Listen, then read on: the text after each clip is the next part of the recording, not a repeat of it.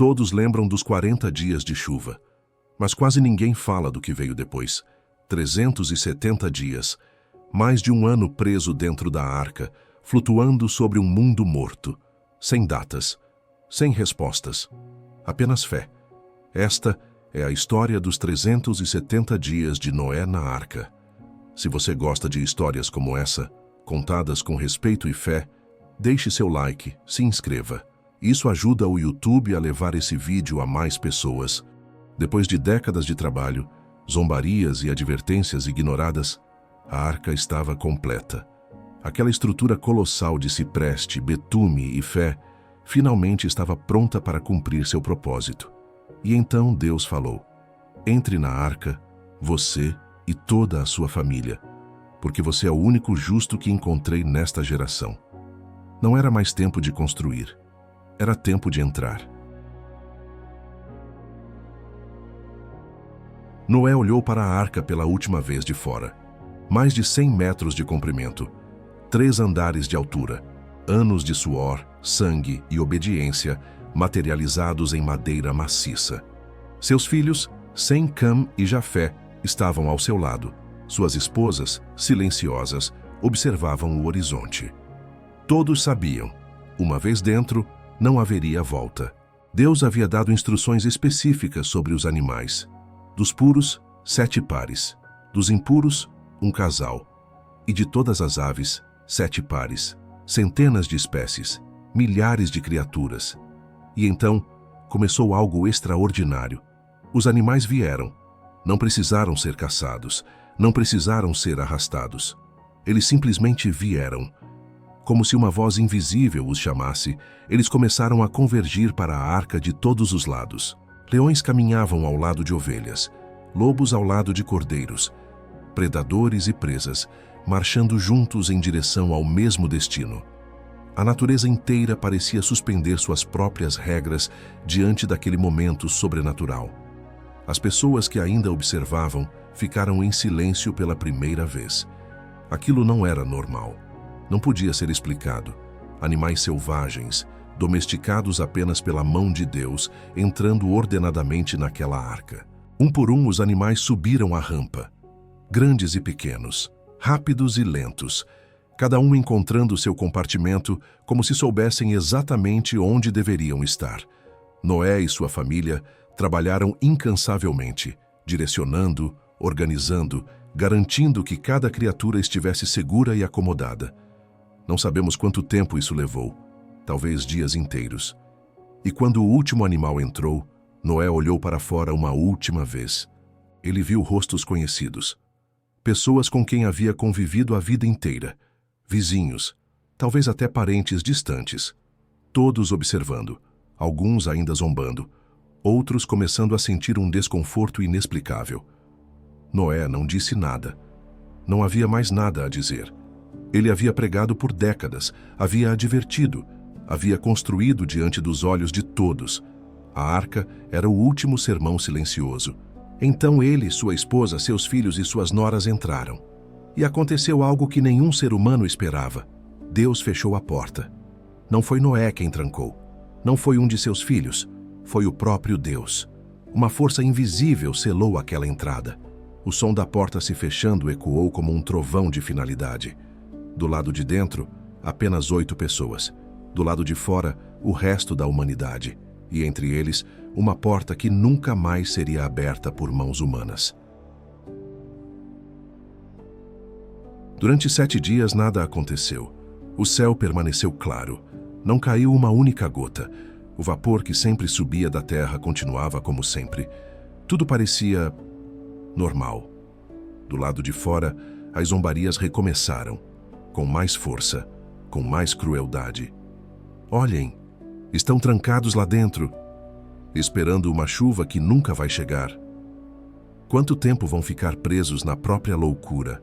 Dentro da arca, aqueles 7 dias devem ter sido os mais longos da vida de Noé. Imagine a pressão psicológica. Você trancou sua família inteira dentro de uma caixa gigante de madeira. Centenas de animais consomem provisões diariamente.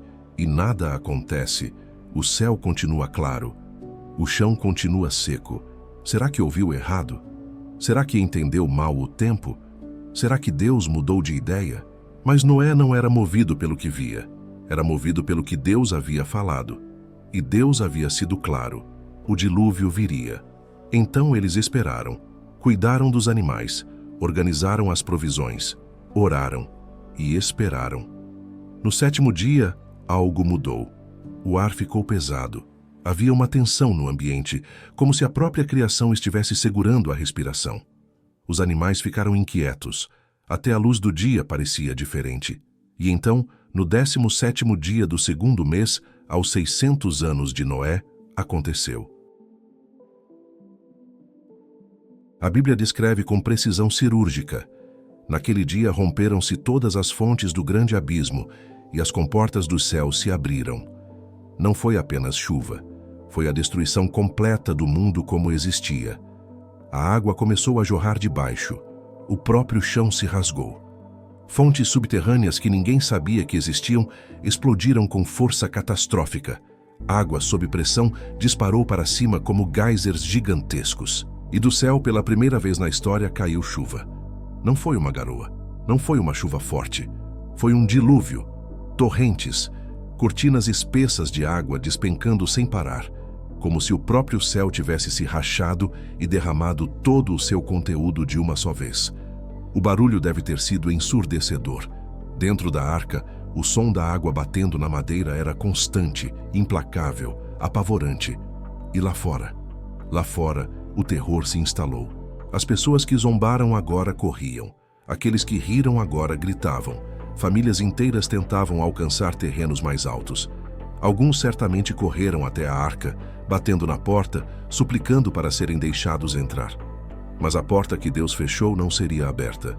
A água subia, e não parava de subir. Primeiro os campos, depois as casas, então as colinas, e continuou subindo. Dentro da arca, Noé e sua família ouviam tudo. Os gritos, o desespero, o silêncio gradual à medida que as vozes eram engolidas pelas águas. Deve ter sido devastador. Mesmo sabendo que aquilo era julgamento justo de Deus sobre uma geração completamente corrupta, mesmo sabendo que cada pessoa teve décadas de aviso, ainda assim, ouvir o mundo inteiro morrer do lado de fora deve ter partido o coração de Noé. Ele não era insensível.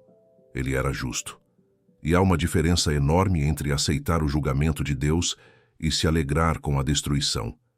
A chuva caiu por 40 dias e 40 noites sem parar. 1 minuto, 1 hora, 1 dia, 1 semana. 40 dias completos.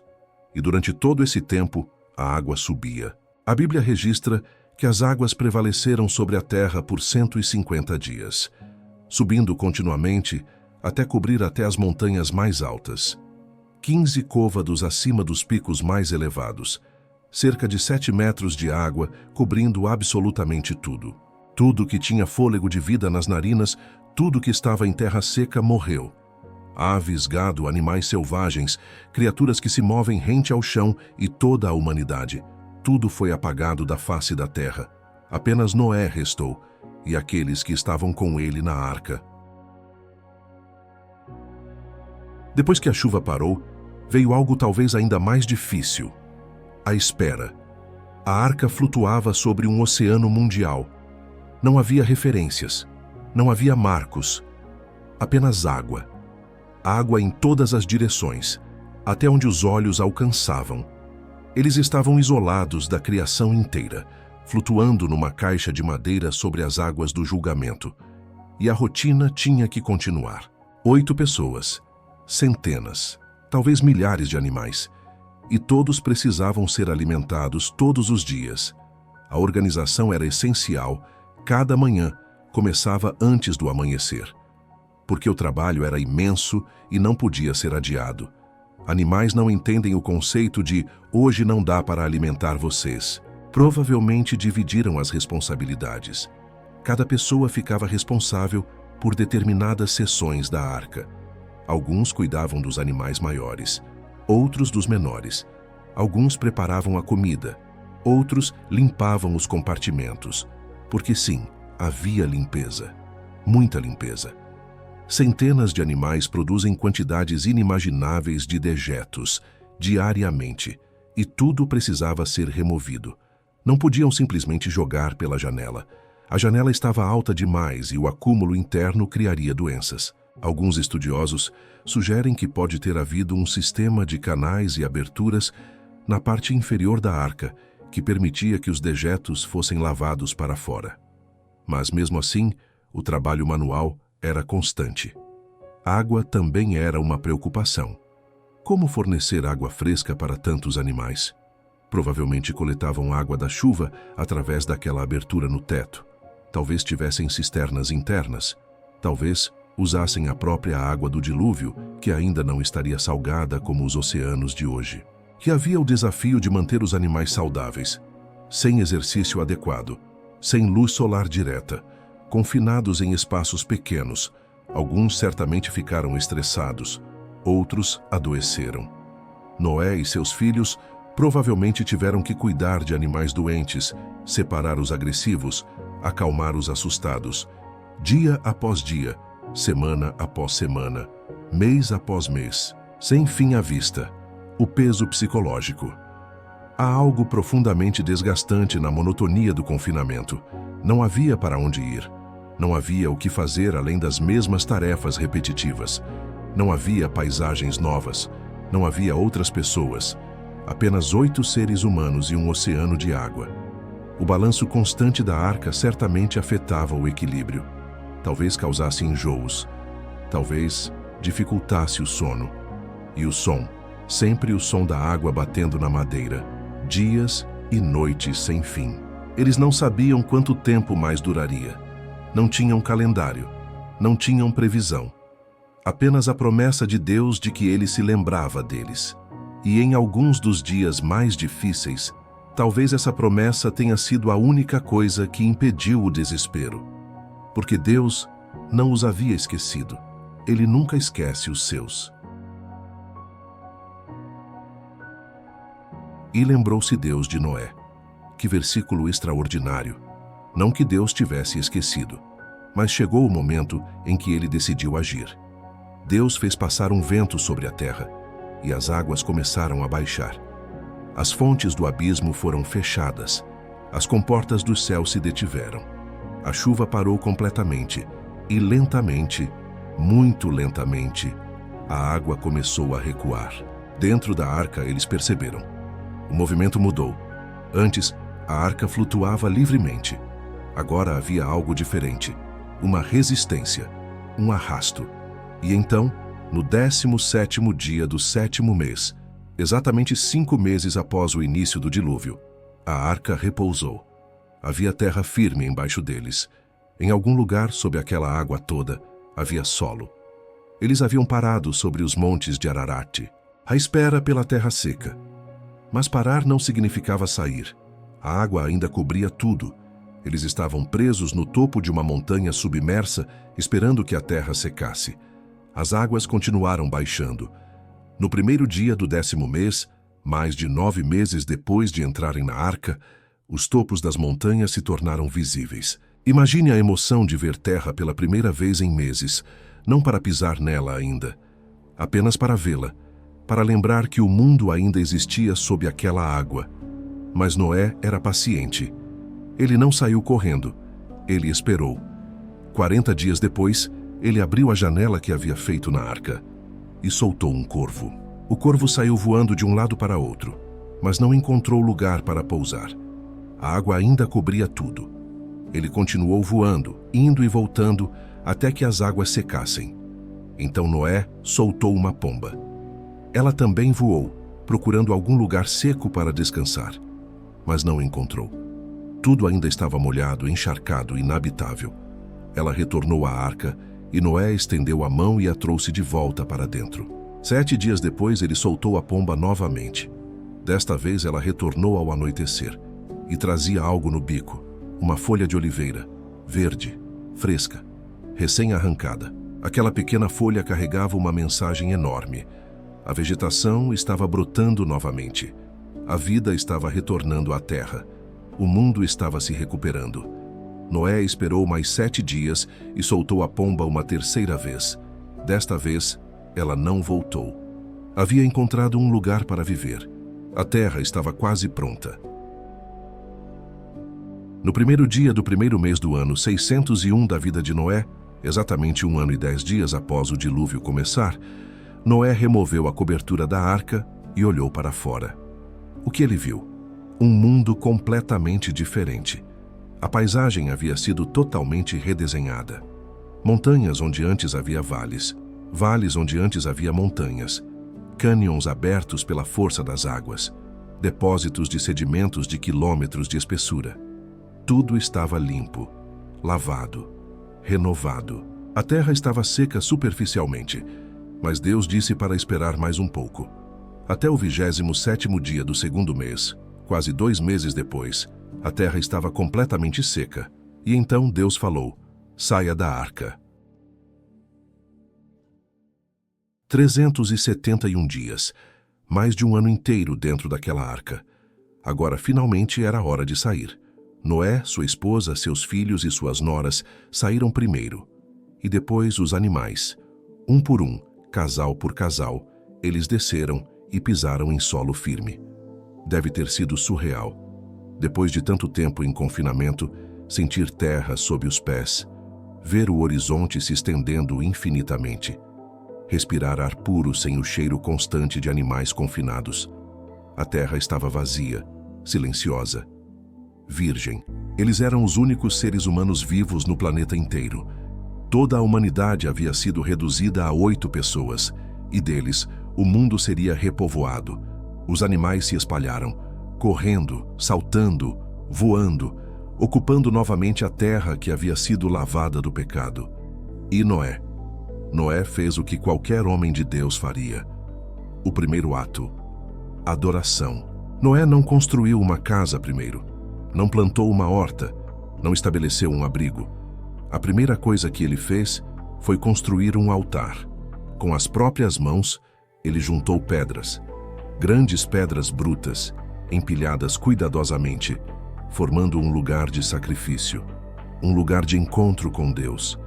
E então ele tomou alguns dos animais puros e das aves puras, aqueles dos quais havia 7 pares, não apenas um, e ofereceu sobre o altar. Fumaça subiu em direção ao céu. O cheiro do sacrifício se elevou. Era mais que um ritual. Era gratidão. Era reconhecimento. Era a adoração profunda de um homem que entendeu perfeitamente o que Deus havia feito.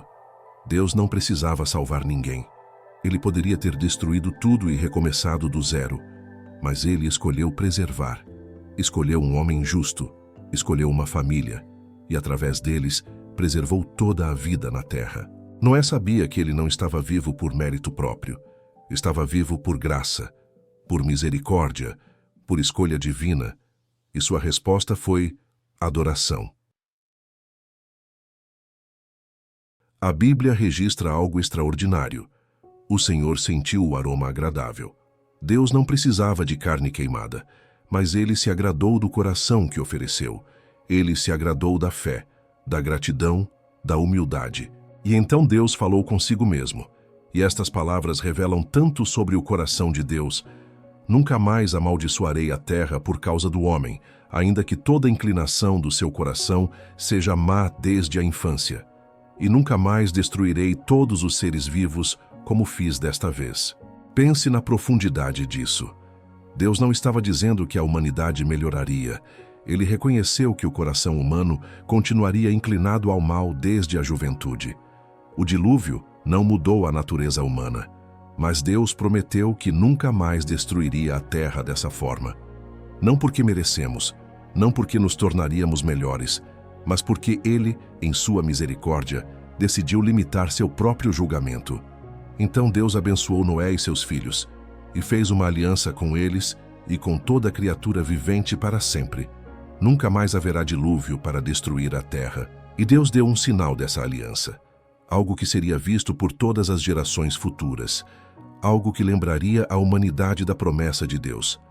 Porei nas nuvens o meu arco, e ele será o sinal da minha aliança com a terra, o arco-íris. Aquele fenômeno luminoso que surge quando a luz do sol atravessa as gotas de chuva. Cores brilhantes arqueando-se pelo céu. Vermelho, laranja, amarelo, verde, azul, anil, violeta. Antes do dilúvio, nunca havia chovido. Então, nunca havia existido um arco-íris. Esta era a primeira vez que aquelas cores dançavam pelo céu. E Deus disse: sempre que o arco-íris estiver nas nuvens, olharei para ele e me lembrarei da aliança eterna entre Deus e todos os seres vivos, de toda espécie que há sobre a terra. Não que Deus pudesse esquecer, mas o arco-íris se tornou um memorial permanente, um lembrete visual da misericórdia divina, uma garantia colorida de que, não importa quão escuro fique o céu, não importa quão pesada seja a tempestade, Deus se lembra de sua promessa. No próximo vídeo iremos falar da vida antes de Noé, antes de sua arca. Que Deus o abençoe sempre.